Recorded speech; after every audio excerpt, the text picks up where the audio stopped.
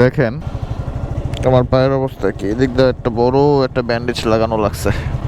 কারণ হচ্ছে এই যে এই জায়গাটা বারবার এখানে এসে লাগে, কি যে করি বুঝতেছি না, এটার বেনিফিট এখনো পাইলাম না।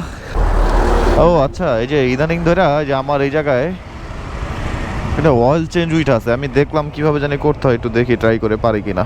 এটা অফ করে এটা চাপ দিয়ে ধরে রেখে এটা অন করতে হয়,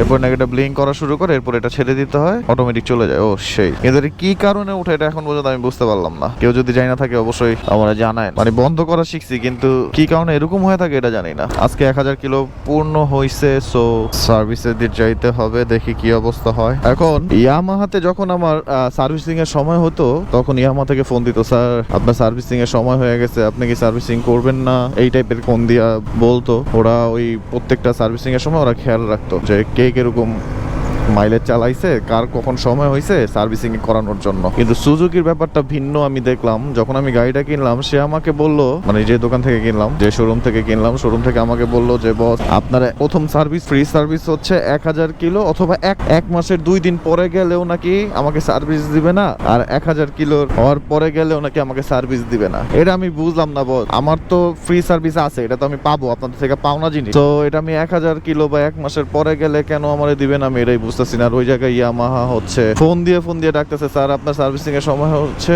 আপনি আসবেন কবে, আপনি আসছেন না কেন, আসেন আসেন শালা।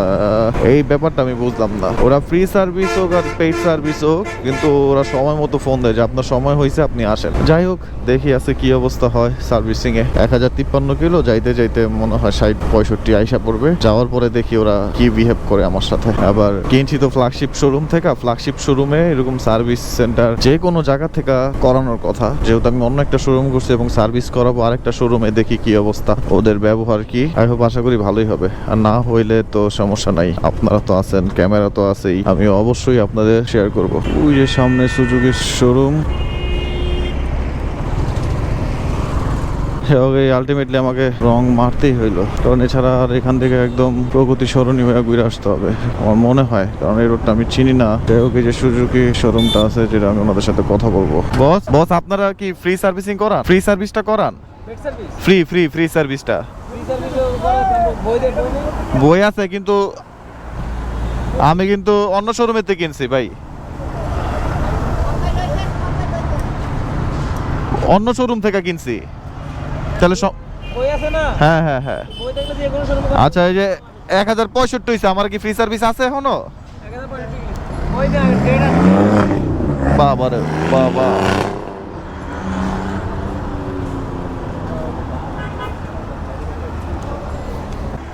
বস কি অবস্থা? আপনাদের কি অনলাইনে বুকিং এর সুবিধা আছে? অনলাইন বুকিং ওই যে সার্ভিসের জন্য করা যায় কিভাবে? ওইটা থেকে না, আমি তো অন্য শোরুম থেকে, আচ্ছা অন্য শোরুম থেকে নিছি, সো ওই জায়গায় ফ্রি সার্ভিস করাইতে পারবো? আর বলছিল 1 মাসের মধ্যে আসতে, আমি তো আজকে করতে পারবো না, আমি কালকে করতে পারবো। কালকে মনে হয় আমার 5 দিন হবে, 1 মাস 5 দিন বা 4 দিন করতে পারবো না? হুম,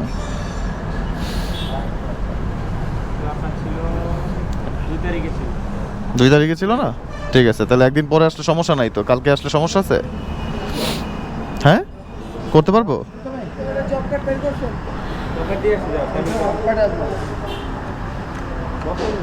মানে আপনাদের ওপেন হয় কখন ভাই? ওপেন হয় কখন? 9:30-এ।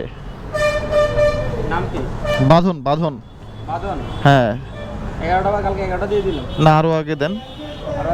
খালি নাই না? 11টার সময় না? ঠিক আছে।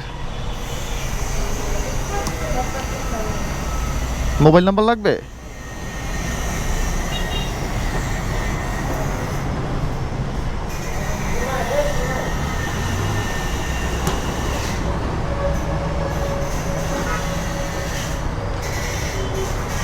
মানে সরাসরি আইসা পড়বো?